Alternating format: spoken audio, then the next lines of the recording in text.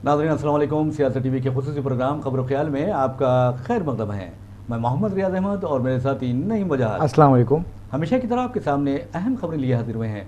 नाजरीन, जो खबरें आज की है मैं समझता हूँ कि बहुत ज़्यादा अहमियत रखती हैं, क्योंकि आपने देखा कि 4 जून को नताइज का ऐलान हुआ और उसके बाद बीजेपी की जो हालत हुई, और आपने अच्छी तरह ये भी गौर किया होगा कि वज़ीर आज़म नरेंद्र मोदी की हालत क्या हो गई है, वो किस तरह दिखाई दे रहे हैं, उनकी बॉडी लैंग्वेज में किस तरह तब्दीली आई है। और आप देखेंगे कि ज़ाफ़रानी जो जैकेट पहना करते थे, अब वो जैकेट सब्ज़ हो गई है। तो बहरहाल ऐसा लगता है कि हालात बहुत बदलने वाले हैं, क्योंकि जहाँ तक मखलूत सियासत का सवाल है, मखलूत हुकूमत का सवाल है, हिंदुस्तान फिर मखलूत हुकूमत की तरफ ऐसा लगता है कि आगे बहुत ज़्यादा बढ़ गया है। लेकिन जहाँ तक मखलूत हुकूमत का सवाल है, आप अच्छी तरह जानते हैं कि जो इत्तेहादी जमातें होती हैं और किंग मेकर्स होते हैं, उनके मुतालबात भी बहुत होते हैं और वो हुकूमत को नचाते हैं अपने इशारों पर। अब बेचारे मोदी जी ऐसा लगता है कि फंस गए हैं 2 अहम लीडरों के दरमियान, और आप देखेंगे कि वो लीडर हैं नीतीश बाबू और चंद्रा बाबू। तो बहरहाल 2 बाबुओं के दरमियान अब ऐसा लगता है कि मोदी जी फंस गए हैं, और ये इतलात आ रही हैं कि चंद्रा बाबू नायडू ने गैर मामूली मुतालबात कर दिए हैं। और उसमें आपको बता दूं कि ये भी मुतालबा शामिल है कि हमें वजारत दाखिला दी जाए। अगर वजारत दाखिला चंद्रा बाबू नायडू की तेलुगु देशम को दी जाए या फिर नीतीश की जेडीयू को दी जाए, तो फिर अमित शाह क्या करेंगे, ये सबसे बड़ा सवाल है। लेकिन हम जो पहली खबर पर तबसरा करने वाले हैं वो है राहुल गांधी की प्रेस कॉन्फ्रेंस। राहुल गांधी ने वाज़े तौर पर इल्ज़ाम आयद किया है, मोदी हुकूमत पर सवालात उठाए हैं कि 4 जून को स्टॉक मार्केट में जो उछाल की बात की गई थी, और आपने देखा कि किस तरह उसमें गिरावट आई और क्यों गिरावट आई, उन्होंने सवाल किया है। नाजरीन, राहुल गांधी ने वज़ीर आज़म नरेंद्र मोदी का नाम लिया है, और साथ ही अमित शाह का, फिर साथ ही वज़ीर फाइनेंस निर्मला सीतारमण का नाम लिया, और कहा कि इन तीनों ने इन्वेस्टर से, सरमायाकारों से कहा कि स्टॉक मार्केट बुलंदियों को छूने वाला है, ऐसे में आप सरमायाकारी करें। और नतीजे में 4 जून को इन सरमायाकारों को 30 लाख करोड़ का नुकसान हुआ है, कोई मामूली बात नहीं है। तो बहरहाल नई वजह हमारे साथ हैं, हम चलते हैं नई वजह की तरफ और पूछते हैं कि राहुल गांधी ने पार्लियामेंट्री कमेटी के साथ, ज्वाइंट पार्लियामेंट्री कमेटी के जरिए इस बात की तहकीकात कराने का मुतालबा किया है। तो क्या अब इन हालात में जब हुकूमत बनेगी तो क्या ये उनका मुतालबा कबूल किया जाएगा? देखिए, पहली बात तो ये है कि इंतखाबी नतायज जो है वो जमहूरियत की फतेह है, बिल्कुल जमहूरियत की जीत है, इससे किसी को इनकार नहीं हो सकता। हाँ, जो गुज़िश्ता इंतखाबात में बीजेपी को 303 आए थे, तो मोदी जी थे मनमानी कर रहे थे, और उनके जो हलीफ जमातें थे वो खामोश तमाशाई बने हुए थे। जी हाँ। लेकिन इस मरतबा मुल्क के अवाम ने जमहूरियत को जिताया है, दस्तूर को बचाने के लिए वोट दिया है, जिसकी वजह से बीजेपी घट के 60 नशीस्तों का बीजेपी को नुकसान हुआ है, वहीं 47 नशीस्तों का कांग्रेस को फ़ायदा हुआ है। यही है जमहूरियत की खूबसूरती कि जमहूरियत में अपोजिशन जितनी ताकतवर होती है, हुकूमत उतने मनमानी फैसले नहीं कर सकती। अब आज राहुल गांधी ने नई बात कह दी है, उन्होंने शायद मेरे ख्याल से मुख्तलिफ फाइनेंस मैनेजमेंट के अहम लोगों से बातचीत की होगी, जिसके बाद इस नतीजे पे पहुंचे हैं कि प्रेस कॉन्फ्रेंस की जाए। अगर प्रेस कॉन्फ्रेंस की जाती है तो बहुत सा मवाद आपके पास होना मौजूद होता पड़ता है, सबूतें आपके पास होना ज़रूरी होता है, जिसकी बुनियाद पर आप सवालात कर सकते हैं। नहीं, मुझे सब एक सवाल पैदा होता है, बहुत अच्छी बात राहुल गांधी ने की है और आवाम ने भी महसूस किया है, न सिर्फ हिंदुस्तान में बल्कि बैरूनी ममालिक में जो मुकीम हमारे सरमायाकार है उन्होंने भी महसूस किया कि मोदी जी ने और अमित शाह ने और निर्मला सीतारमण ने ये कहा था कि 4 जून को स्टॉक मार्केट जो है वो बुलंदियों पर पहुँच जाएगा। अब अंदाज़ा कीजिए कि इंसान है, इंसान को लालच में तो आता है इंसान, और उन्होंने सरमायाकारी की, और वजह कही जा रही है कि गुजरात के जो लोग हैं उन्हें बचाने के लिए, यानी सनतकारों को बचाने के लिए इस तरह का खेल खेला गया है। आप क्या कहते हैं? बिल्कुल मुमकिन है। देखिए, कुछ भी हो सकता है इस मामले, क्योंकि सियासी जमातों को जो सरमायाकारी करते हैं वो सरमायादारी होते हैं, सनतकारी होते हैं, उनके मुफादात का तहफ़्फ़ुज़ करने के लिए गुज़श्ता 10 साल से काम किया जा रहा है। आलमी मार्केट में पेट्रोल की, खाम तेल की कीमत देखिए कितनी कम है जी, और यहाँ पर पेट्रोल की कीमतें कम हो, डीजल और पेट्रोल की कीमतें कम होने का नाम नहीं ले रही है, ना ही पकवान गैस की कीमतें कम होने का नाम रही है। किसको फ़ायदा पहुँच रहा है? जो बड़े बड़े कंपनियाँ हैं या फिर जो सियासी जमातों की मदद कर रहे हैं उनको फ़ायदा पहुंचाया जा रहा है। अब रही बात के इलेक्शन में ये माहौल पैदा हो गया था कि शायद इस मरतबा बीजेपी कामयाब नहीं हो पाएगी, या एनडीए की हुकूमत कायम नहीं होगी। अब की बार 400 पार का जो नारा था वो नारा उल्टा होता नज़र आ रहा था, जिसको देखते हुए शायद बीजेपी को और मोदी को भी अंदाज़ा हो गया था। उनके इंटरनल सर्वे में ये भी बात आई होगी कि शायद बीजेपी को जो 400 पार का नारा दिया जा रहा है या एनडीए को दिया जा रहा है वो आने वाला नहीं है। तो इनके जो सरमायाकार थे, जो इनको फ़ायदा पहुंचाया जा रहा था, उनको फ़ायदा पहुंचाने की कोशिश की खातिर देखिए राहुल गांधी ने तीनों का नाम लिया है, जी हाँ, और तारीखों के साथ पेश किया। बिल्कुल, बहुत अच्छी उन्हें हो सकता है कि उनके पास सबूत भी मौजूद होंगे। तो लेकिन मजा साहब, आप ये बताइए कि राहुल गांधी ने ये भी कहा है कि 5 करोड़ ख़ानदान हिंदुस्तान के स्टॉक मार्केट जो है उसमें सरमाया मशगूल करते हैं, यानी शेयर्स खरीदते हैं, और उन्हें का जो नुकसान हुआ है 30 लाख करोड़ का कोई मामूली बात नहीं है। और जैसा कि ये भी कहा जा रहा है कि मोदी ने अपने सनतकार दोस्तों को बचाने के लिए ये काम किया है, गुजरात के जो सनतकार हैं उन्हें बचाने के लिए इस तरह की बातें की हैं। तो उन्होंने मुश्तरका पार्लिमानी कमेटी के ज़रिए इस तमाम स्कैंडल की तहकीकात करवाने का मुतालबा किया है। लेकिन सवाल ये पैदा होता है कि क्या मोदी हुकूमत जो आगे आने वाली है, 9 जून को तकरीब हल्फ बर्दारी मुनक़िद हो रही है, क्योंकि पहले कहा गया कि 8 जून को यानी हफ्ते को 8 बजे शाम मोदी बहैसियत वज़ीर आज़म हल्फ लेंगे। लेकिन अब कहा जा रहा है कि ये तकरीब 9 जून को मुनक़िद हो रही है और उसमें आलमी जो कायदीन हैं वो भी शिरकत करेंगे। मिसाल के तौर पर आलमी कायदीन यानी आप देखेंगे कि सबसे पहला नाम जो दिया जा रहा है वो बांग्लादेश की वज़ीर आज़म का है, शेख हसीना वाजिद का, उसके बाद नेपाल के वज़ीर आज़म का है। तो बहरहाल करीबी जो पड़ोसी हैं वो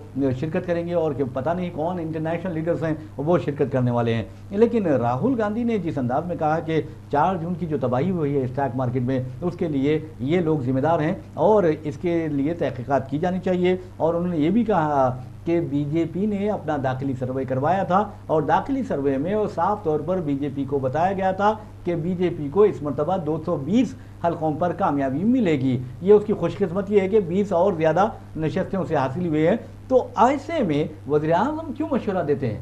देखिए, मैं समझता हूँ कि 16 नशस्तों पे तो शायद दीदी ने, वो तो उत्तर प्रदेश की मायावती ने उन्हें कामयाब बनाया। हाँ, ये बोल सकते हैं, बीजेपी की बी टीम बनकर काम की। जी हाँ, कांग्रेस को और BR जो एसपी के उम्मीदवार है उनको हराने में इनका जो उम्मीदवार था वोटों की तकसीम की वजह से वहाँ पर बीजेपी को फायदा हुआ, वरना मजीद 16 हल्कों पर बीजेपी को वहाँ पर शिकस्त होती थी। इवन मैं समझता हूँ कि वाराणसी में जो वज़ीर आज़म जीते हैं 1 लाख चिल्लर हजार वोटों से जीते हैं, 50,000 लोगों से जीते। आप और उनकी जो अक्सरियत है, किसकी, हमारे KL शर्मा की जो अक्सरियत है, उनसे देखिए आप जो अमेठी में जीते हैं कांग्रेस के उम्मीदवार, वो तकरीबन वज़ीर आज़म से 15 या 20,000 वोट ज़्यादा लिए स्मृति ईरानी के मुकाबले। जी, अब देखिए, अब हमारे साबिक़ चीफ मिनिस्टर है मध्य प्रदेश के, शिवराज सिंह चौहान, उन्होंने तो वो 3rd नंबर पे है, हाँ 3rd नंबर पे है मेजॉरिटी के लिहाज से। और मैं समझता हूँ कि वज़ीर आज़म बहुत पीछे है। हमारे तेलंगाना से नलगुंडा लोकसभा हल्का, जहाँ से कांग्रेस के उम्मीदवार ने 5,60,000 वोटों की अक्सर से कामयाबी। अरे रकीबुल हसन ने तो रिकॉर्ड कायम कर दिया, 10 लाख, क्या मामूली बात है, वो कामयाबी हासिल की। जी जी जी जी। तो मैं समझता हूँ कि शायद वज़ीर राहुल गांधी ने जो डिमांड किया है कि जॉइंट पार्लियामानी कमेटी के ज़रिए इसकी तहकीकात कराई जाए, मुझे नहीं लगता कि बीजेपी की हुकूमत उसको कबूल करेगी या मोदी उसको कबूल करेंगे, या फिर एनडीए के जो पार्टनर्स है वो भी मोदी के ऊपर दबाव डालने में कोई कामयाब हो सकते हैं। और मैं समझता हूँ कि दबाव डालेंगे भी नहीं, क्योंकि उन्हें अपने मफादत की फिक्र है, अपने जो यानी इंटरेस्ट है उसका तहफ़्फ़ुज़ करेंगे वो। जी हाँ, जी। वैसे नाज़रीन, आपको बता दूं कि जहाँ तक नई वजाहत ने जिक्र किया है कि एनडीए के हलीफों की बात की है, तो आप देखेंगे कि एनडीए के 2 अहम हलीफे किंग मेकर्स है, और उन्हें कहा जा रहा है कि ये मोदी की लाठी है या फिर मोदी के 2 बैसाखियाँ हैं। मिसाल के तौर पर आपको बता दूँ चंद्रबाबू नायडू ने आपने देखा कि किस तरह आंध्र प्रदेश में असेंबली इंतखाबात और पार्लिमानी इंतखाबात में शानदार मुजाहरा किया है, मुतासिरकुन मुजाहरा रहा है, और उन्होंने वहाँ आप देखेंगे कि 16 नशस्तों पर कामयाबी हासिल की, जबकि दूसरे जो जगह चंद्रबाबू नायडू के हलीफ हैं जनसेना पवन कल्याण की, उसने 2 नशस्तों पर कामयाबी हासिल की। इस तरह ये 18 अरकान पार्लियामेंट बनते हैं। और दूसरा जो अहम पार्टनर है वो है जेडीयू के नीतीश कुमार की पार्टी ने 12 हल्कों में कामयाबी हासिल की। अगर इन तमाम को मिला लिया जाए तो ये 30 नशस्तें होती हैं, तो ये बहुत ज़्यादा अहमियत है। ऐसे में आप देखेंगे कि चंद्रबाबू नायडू के बारे में ये खबर आ रही है कि वो मोदी हुकूमत पर, सॉरी हमारे बीजेपी पर और बीजेपी कायदीन पर, मोदी पर ये जोर डाल रहे हैं कि उनकी पार्टी को स्पीकर का ओहदा दिया जाए, उनकी पार्टी को फाइनेंस दी जाए और सेहत का ओहदा दिया जाए और हाउसिंग, वो शहरी उमूर जो है वो दी जाए। और ये भी कहा जा रहा है कि जल शक्ति, IT और मवासिलात, इसको मिला दिए है ना, तो वो वजारत भी उनके हवाले की जाए, इस तरह की बात की जा रही है। तो आप क्या समझते हैं, क्या मोदी अपने हथियार डाल देंगे? देखिए, अब मोदी को अगर वज़ीर आज़म बनना है तो दोनों बाबुओं को संभालना पड़ेगा, नीतीश बाबू और चंद्रा बाबू को संभाल के ले जाना पड़ेगा। जहाँ तक मुझे लगता है कि शायद स्पीकर के ओहदे के लिए बीजेपी TDP को तरजीह दे सकती है, क्योंकि साबिक़ में भी तेलुगु देशम के बालायुगी को स्पीकर बनाया गया था। अब रही बात कि आपने कई अहम मिनिस्ट्री की बात की है, वज़ीर दाखिला और साइंस एंड टेक्नोलॉजी, एजुकेशन, ज़राअत, IT और इस तरह ऐसी ये वजारत की आपने बात की है। लेकिन मुझे नहीं लगता कि वज़ीर दाखिला दिया जाएगा, क्योंकि मोदी और Amit Shah chief prime minister और वज़ीर दाखिला के ओहदों के लिए पहले से बीजेपी की पसंद है और वो दोनों एक दूसरे से इन ओहदों के अलावा अलग नहीं रह सकते। हमने गुजरात में देखा है, गुजरात में मोदी चीफ मिनिस्टर थे, तब अमित शाह हमारे होम मिनिस्टर थे। अब 2014 में इंडिया की पहली हुकूमत कायम हुई थी, उस वक्त भी वज़ीर आज़म के ओहदे पे अगर हमारे मोदी फायज हुए तो वज़ीर दाखिला की हैसियत से अमित शाह ही थे। दूसरी म्याद में भी यही ओहदे दोहराए गए थे। मुझे ऐसा लगता है कि इन दो ओहदों को शायद वो दोनों के लिए बीजेपी की जानिब से मुख्तस कर दिया गया है। जी। शायद इस पर वो नहीं मानेंगे, इनकी जगह कोई और दूसरे रास्ते हैं, बातचीत के ज़रिए हल निकालेंगे। अभी इतला मिली है कि चंद्रबाबू नायडू शाम में फिर दिल्ली जा रहे हैं, क्योंकि कल बीजेपी पार्लियामेंट्री पार्टी का इजलास भी है और साथ ही साथ दोपहर में NDA के इत्तेहादियों का इजलास भी है। जी। बहरहाल नाज़रीन, जहाँ तक आपको बता दूं कि होम मिनिस्ट्री का सवाल है और या फाइनेंस मिनिस्ट्री का सवाल है, या फिर आप देखेंगे कि एक्सटर्नल अफेयर्स जो हैं, उमूर वजारत ख़ारजा जिसे कहा जाता है, वो है, फाइनेंस है, तो ये 4 ऐसी वजारतें हैं जो कैबिनेट कमेटी ऑन सिक्योरिटी के तहत आती हैं। और ये कहा जा रहा है कि बीजेपी किसी भी तरह डिफेंस, होम और एक्सटर्नल अफेयर्स के साथ साथ फाइनेंस अपोजिशन अपने इत्यादियों को नहीं देना चाहती, चाहे वो कुछ भी कर लें। लेकिन नीतीश बाबू के बारे में कहा जा रहा है कि वो चाहते हैं कि वजारत दाखिला का जो कलमदान है, पोर्टफोलियो है, उनकी पार्टी को मिले, और चंद्रबाबू नायडू चाहते हैं कि स्पीकर के जो पोस्ट है वो उनकी पार्टी को मिले, इसलिए मिले ताकि एंटी डिफेक्शन जो ला है वो स्पीकर उस पर अमल कर सकता है। क्योंकि मोदी के बारे में ये कहा जाता है या अमित शाह के बारे में यही कहा जाता है कि ये नाकाबिले भरोसा है। इसी तरह चंद्रबाबू नायडू के बारे में भी और नीतीश कुमार के बारे में भी कहा जाता है कि ये कभी भी पलटी मार सकते हैं। नीतीश कुमार को तो पलटू राम कहा जाता है। तो बहरहाल नाज़रीन, कहने का मतलब ये है कि अगर आप ये देखें कि 6 महीने तक अगर मोदी और अमित शाह की जोड़ी, यानी अपने हलीफों के जो ताकत है उसको कम करने में, उसे ख़त्म करने में कामयाब हो जाते हैं, तो फिर आप देखिए कि चंद्रबाबू नायडू की अहमियत रहेगी ना नीतीश कुमार की अहमियत रहेगी। ऐसे में अरकान के जो इन्हिराफ को रोकने के लिए चंद्रबाबू नायडू चाहते हैं कि स्पीकर का ओहदा उनके रुकने पार्लियामेंट को दिया जाए। देखिए, आज भी बीजेपी की जानिब से RSS के कायदीन का इजलास तलब किया गया था। उनसे हुकूमत की तश्कील और इत्तेहादी जमातों की जो डिमांड्स है उस पर RSS की राय भी हासिल की गई। सुनने में ये आ रहा है कि RSS भी यही चाहती है कि अहम जो कलमदान हैं वजारत के वो बीजेपी के पास रहें। अब लोगों में ये भी बहस चल रही है कि बीजेपी को मुकम्मल अक्सरियत हासिल नहीं हुई है, क्या वज़ीर आज़म नरेंद्र मोदी ही रहेंगे या फिर तब्दील कर दिया जाएगा या RSS किसी और को बनाना चाहेगी। अब तक तो जो इतलात आई हैं यही आई हैं कि मोदी तीसरी मरतबा हलफ लेंगे। जी। लेकिन ये जब तक मामला सट नहीं हुआ था, हलफ बर्दारी तकरीब मुनक़िद नहीं की जाती, तब तक तो ऐसी बातें चलते रहेंगी। कहीं भी ये कहा जा रहा है कि उम्मीद की जा रही है कि शायद पलटू राम पलटी मारेंगे। जी हाँ। या जो चंद्रबाबू नायडू है, कांग्रेस की जानिब से ये भी सुना गया कि पेशकश की गई कि आंध्र प्रदेश को खुसूसी रियासत का दर्जा दिया जाएगा। जी हाँ। और साथ ही साथ वहाँ से नीतीश बाबू भी बिहार को खुसूसी दर्जा देने का मुतालबा कर रहे हैं। अब देखना है कि खुसूसी दर्जा दिया जाएगा या अहम पोर्टफोलियोज दिए जाएंगे। लेकिन मुझे यकीन है बराबर इन दोनों बैसाखियों को छोड़ना नहीं चाहिए। बहुत अहम बैसाखी है। मैं समझता हूँ अगर बैसाखी हट जाए तो ये गिर जाएंगे। तो बहरहाल नाज़रीन, आपको बता दूं कि जहाँ तक बैसाखियों का सवाल है, यानी चंद्रबाबू नायडू और नीतीश कुमार का सवाल है, उनके बारे में ये कहा जा रहा है कि जैसे ही वो दिल्ली पहुंचे कल और जिस अंदाज में प्रेस कॉन्फ्रेंस से खिताब किया, मोदी का आप देखेंगे कि एक तरफ बैठे हुए हैं और उसके उनके बाजू जो हैं चंद्रबाबू नायडू के बाजू नीतीश कुमार है। लेकिन तीनों में अगर चेहरे के उनके जो चेहरों के तासुरात का जायजा लिया जाए तो पता चलेगा कि मोदी ऐसा लगता है कि उन्हें किसी ने निचोड़ दिया है। ऐसा लगता है बिल्कुल परेशान बैठे हुए हैं और उनके चेहरे से ये उनकी परेशानी आया हो रही है और उन्हें हो सकता है कि दुख है कि जमहूरियत को जो खतरा पैदा हो गया था वो खतरा टल गया है। तो लेकिन एक बात ज़रूर है नाज़रीन, आपको बताना ज़रूरी है कि अब ये कहा जा रहा है कि मोदी हुकूमत अहम जो कलमदान है वो अपोजिशन या अपने इत्तेहादों को देना नहीं चाहती, लेकिन ये जो बैसाखियाँ हैं वो चाहते हैं कि उन्हें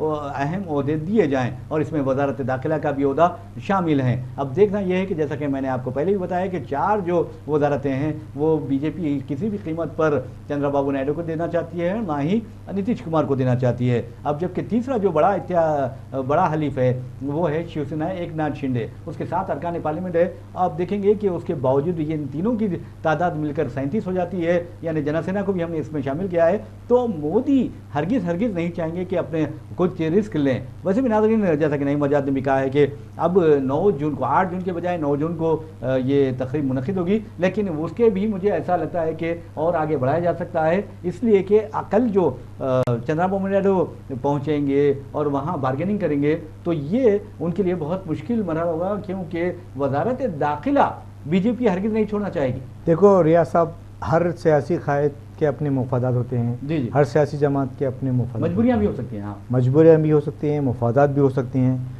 तो मैं समझता हूँ कि चंद्रबाबू नायडू को 5 साल के बाद इख्तियार मिल रहा है और उन्हें आंध्र प्रदेश में राजधानी भी बनानी है। जी हाँ, अमरावती को बताएंगे, अमरावती को बनाने का वो बात कर रहे हैं और रियासत को तरक्की भी देना है, पोलावरम प्रोजेक्ट को तामीर भी करना है जल्द से जल्द।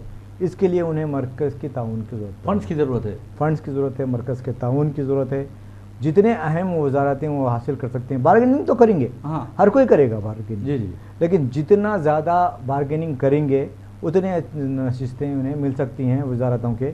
उसके बाद अगर ज़्यादा जाते हैं तो वो भी नहीं मिल सकता है। लिहाजा ये भी नहीं चाहते कि बीजेपी को छोड़ के कोई और कांग्रेस के पास जाएं, क्योंकि कांग्रेस के पास फिलवक्त 232 बताया जा रहा है। इक़्तिदार हासिल करने के मैजिक जो वज़ीर-ए-आज़म बनने का जो फिगर है वो 272 है। तो मैं समझता हूँ कांग्रेस के पास 40 नशिस्तें कम हैं। अगर नीतीश बाबू और चंद्रबाबू नायडू भी उनको तायद करते हैं तब भी उन्हें 10 नशिस्तों की कमी पड़ेगी। 10 नशिस्तों के लिए दूसरे आज़ाद उम्मीदवारों के पास जाना पड़ेगा। लिहाजा वो ये समझते हैं कि अगर कांग्रेस के पास जाते हैं तो शायद स्टेबल गवर्नमेंट नहीं बनती, बीजेपी के साथ रहते हैं तो स्टेबल गवर्नमेंट बनती है। बीजेपी को थोड़ा डरा धमका के ब्लैकमेल करके कुछ जितने से ज़्यादा कुछ हासिल कर सकते हैं वो हासिल करने पर तवज्जो देंगे। एक बात आप देखिए, चंद्रबाबू नायडू कोई ऐसे मतलब नरेंद्र मोदी की तरह जज्बाती बातें करने वाले नहीं हैं, नरेंद्र मोदी की तरह बकवास करने वाले भी नहीं हैं, जिस तरह उन्होंने इंतखाबी मुहिम के दौरान हिंदू मुस्लिम किया था। आप अंदाज़ा कर सकते हैं कि उन्होंने वाज़ेह तौर पर कहा था कि मुसलमानों को जो 4% तहफ़्फ़ुज़ात रियासत आंध्र प्रदेश में दिए जा रहे हैं उसका सिलसिला जारी रखेंगे, और उन्होंने इस मामले में मोदी और अमित शाह के दबाव को भी कबूल नहीं किया था। बहुत अच्छी बात है। और चंद्रबाबू नायडू के बारे में ये कहा जा सकता है कि वो उन्हें मखलूत हुकूमतों के में शामिल रहने और बाहर से रहते हुए भी उन्हें चलाने का अच्छा खासा तजुर्बा है। मिसाल के तौर पर आप देखें 1996 में जब नेशनल फ्रंट बना, यूनाइटेड फ्रंट बना था, तो उस वक्त उसके कन्वीनर थे और उन्होंने बहुत मदद की थी और कन्वीनर के रहते हुए बाहर से कांग्रेस की तायद की थी उन्होंने। फिर उसके बाद आप देखेंगे 1999 में बीजेपी अटल बिहारी वाजपेयी की हुकूमत थी, उसमें वो शामिल भी हुए और वहाँ तायद की थी। और इसी तरह आप देखेंगे कि उन्होंने उस वक्त 29 नशस्तों पर कामयाबी हासिल की थी, यानी मुत्तहिदा आंध्र प्रदेश में, और अपना लोहा मनवाया था। उस वक्त ये कहा जा रहा था कि वज़ारत उज़्मा का अगर कोई हकीकी उम्मीदवार है तो वो चंद्रबाबू नायडू है। तो ये चीज़ें हमारे पीछे जाइए, नेशनल फ्रंट जब बना था, जी एन.टी. रामाराव हाँ की क़यादत में नेशनल फ्रंट बना था, उस वक्त तेलुगु देशम में चंद्रबाबू नायडू भी थे। जी वो तजुर्बा भी है, बहुत बड़ी बात है, वो तजुर्बा भी है चंद्रबाबू नायडू के, और मरकज़ के मुख्तलिफ सियासी जमातों के साथ चंद्रबाबू नायडू के अच्छे ताल्लुकात हैं। चंद्रबाबू नायडू एक तजुर्बेकार और सीनियर पॉलिटिशियन हैं, उन्हें मालूम है कौन से वक्त पर कौन सा हथौड़ा मारना है और कौन सी बात मनवाना है और कौन सी बात को से दस्तबरदार कराना है वो अच्छी तरह जानते हैं। जी जी जी। अब रही बात कि आपने कहा कि मुस्लिम तहफ़्फ़ुज़ात को रोकने में उन्होंने यकीनन बीजेपी को रोका है, क्योंकि बीजेपी जब भी तेलंगाना में आती है मुस्लिम तहफ़्फ़ुज़ात के खिलाफ बोलती है, लेकिन आंध्र प्रदेश में इंतखाब में हम चलाते खुद मोदी और अमित शाह के मुँह खामोश थे इस मामले में। जी जी। अब ये सोचा जा रहा है कि आंध्र प्रदेश अगर चंद्रबाबू नायडू एनडीए का हिस्सा है तो मज़ीद 5 साल मुस्लिम तहफ़्फ़ुज़ात महफूज है, लेकिन एक बीजेपी नुकसान पहुंचा सकती है, वो अदलिया के जरिए। हाँ अच्छा, हो सकता है, यही हो सकता है और कुछ नहीं हो सकता वैसे। लेकिन जहाँ तक अब अपोजिशन जो स्ट्रांग बन गई है और कोई मामूली बात नहीं है, 232 नशस्तें अगर आ रही हैं अपोजिशन को, और बीजेपी की एक तरह से शिकस्त है। जी हाँ बिल्कुल। और उस वक्त मैं समझता हूँ कि अपोजिशन अब इजाज़त नहीं देगी, ना तहकीकाती एजेंसियों को इजाज़त देगी और ना ही किसी और को कि वो नाइंसाफ़ी करें। देखो रियाज साहब, और एक अभी भी थोड़ी देर पहले मैंने एक खबर लिखी है। जी जी। मैंने देखा है कि बीजेपी के ज़रिए क़यादत इंडिया इत्तेहाद और कांग्रेस के ज़रिए इत्तेहाद इंडिया इत्तेहाद, इंडिया और इंडिया इत्तेहाद में जो जमातें शामिल है, इलाक़ाई जमातें, उन्हें कामयाबी हासिल हुई है। जी हाँ जी। जो जमातें शामिल नहीं हैं उन्हें शिकस्त हुई है, जैसा कि बेजू जनता दल, जी हाँ जी, BRS और आपके AIDMK, जी जी, और एक कौन सी जमात है, BSP। जी। आपको बता दूं पूरे BSP ने 484 हलकों पर उम्मीदवारों को खड़ा किया, जी जी। लेकिन एक हल्के पे भी BSP कामयाब नहीं हुई। अक्सर ये कहा जाता है बीएसपी के बारे में, वो मोदी के एजेंडे को, बीजेपी के एजेंडे को मुकम्मल करने के लिए काम करती है। मिसाल के तौर पर उन्होंने उत्तर प्रदेश से मुस्लिम उम्मीदवारों को मैदान में उतारा, बेशुमार मुस्लिम उम्मीदवारों को, और आपने देखा कि नतीजे क्या निकले हैं। लेकिन एक बात ज़रूर है कि उसकी वजह से कांग्रेस को और एसपी को नुकसान हुआ, वरना बीजेपी का मुकम्मल सफाया हो जाता। देखिए, यहाँ तक कि वज़ीर-ए-आज़म भी अपनी इज्जत नहीं बचा सकते थे। शिकस्त के बाद BSP की मायावती का जो बयान आया है, जी हाँ जी हाँ, कि उनके अपने तबके के लोगों ने उन्हें वोट दिया है, मुस्लिम समाज ने उन्हें वोट नहीं दिया है, नेक्स्ट टाइम मैं मुसलमानों को टिकट देने के बारे में गौर करूंगी, इस तरह की उन्होंने बातचीत की है। बिल्कुल गौर करना चाहिए उनको, इस बात से गौर करना चाहिए कि वहाँ पर अब चंद्रशेखर आज़ाद आगे आ रहे हैं, अब मायावती का दौर खत्म होने वाला है। आपने देखा कि उनके भतीजे ने, जो उनके जानशीन बनाया गया था उन्हें, उनके भतीजे को मायावती ने अपने जानशीनी से और यहाँ तक के पार्टी के अहम ओहदे से हटा दिया। वजह ये थी कि इंतखाबी मुहिम के दौरान वज़ीर-ए-आज़म पर उन्होंने तनकीद की थी,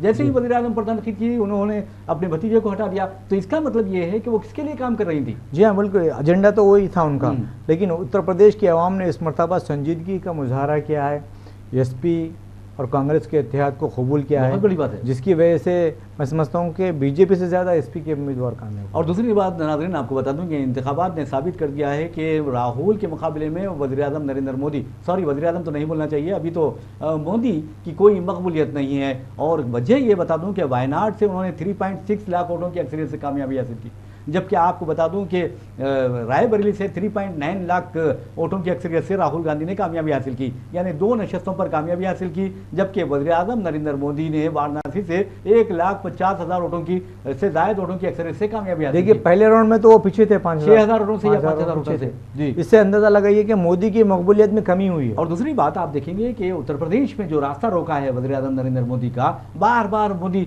जिस अंदाज में बात कर रहे थे, जिस तरह जहर उगल रहे थे, जिस तरह मुसलमानों को निशाना बना रहे थे और हिंदुत्व की बात कर रहे थे, काबिल तारीफ है। यानी उत्तर प्रदेश की आवाम इंतहाई, उन्होंने राम मंदिर की बात कर रहे थे, लेकिन ऐसा लगता है कि राम भी उनसे नाराज है, क्योंकि वहां देखें फैजाबाद से जहां राम मंदिर तामीर की गई है, वहां बीजेपी को शिकस्त का सामना करना पड़ा। इसका मतलब यह है कि मोदी हर जलसे में यही कर रहे थे कि मुझे वोट दीजिए, आप ये उम्मीदवार को नहीं बल्कि मुझे वोट दे रहे हैं और मैं बीजेपी हूं, और आना की बात कर रहे थे। देखो मैं भगवान की भी बात कर लिए थे वो, और हम संबित पात्रा ये कह रहे थे कि भगवान उनके भक्त थे, और एक वो बायोलॉजिकल बर्थ के बारे में आपने भी बताया था कुछ। जी हाँ, हयाती जो पैदाइश है उनकी नहीं हुई है, वो ऊपर से आकर टपके हैं। ऐसा नहीं होता है, कोई ऊपर से नहीं आता, बल्कि जहां से पैदा होना है होता है। और ये बायोलॉजिकल जो बर्थ है, ये हर जो इंसान समझदार है वो समझ सकता होगा आप अंदाजा कर सकते हैं, आप ऐसी हस्ती नहीं कि आप इस तरह पैदा हो जाए या इस तरह की बात करना अपनी माँ की तौहीन के बराबर, वही गलत है, बहुत गलत काम किया उन्होंने। अरे आपको ये देखना चाहिए था कि आप किस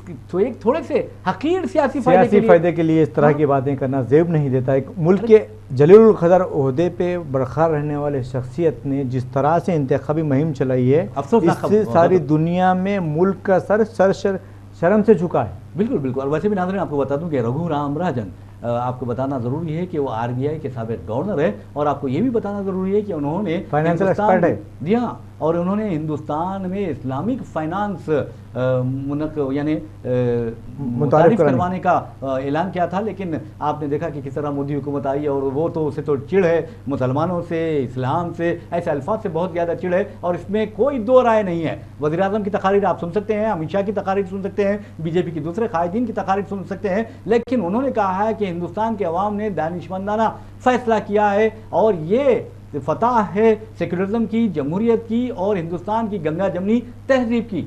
बिल्कुल। देखिए, रघुराम राजन जो है वो हिंदुस्तान की मैशियत को संभालने में उन्होंने मनमोहन सिंह के बाद अहम रोल अदा किया। नहीं मेरे साहब, एक बहुत अच्छी खबर आ रही है महाराष्ट्र से। महाराष्ट्र से ये खबर आ रही है कि एनसीपी के 10 से 15 जो अरकान असेंबली है, यानी एनसीपी के अजीत पवार ग्रुप के, वो अब शरद पवार ग्रुप में आने वाले हैं, और उनसे राब्ते में है कि भाई हम माफ़ी चाहते हैं, हम आपके पास वापस आते हैं। देखिए, यही होता है कि जब इलेक्शन होते हैं, आप बाप ही होता है, बल्कि जो बात है ना, तो अजीत पवार ने सियासी मुफादात की खातिर बीजेपी के शिकंजे में आके अपने भाई उनसे बगावत की थी।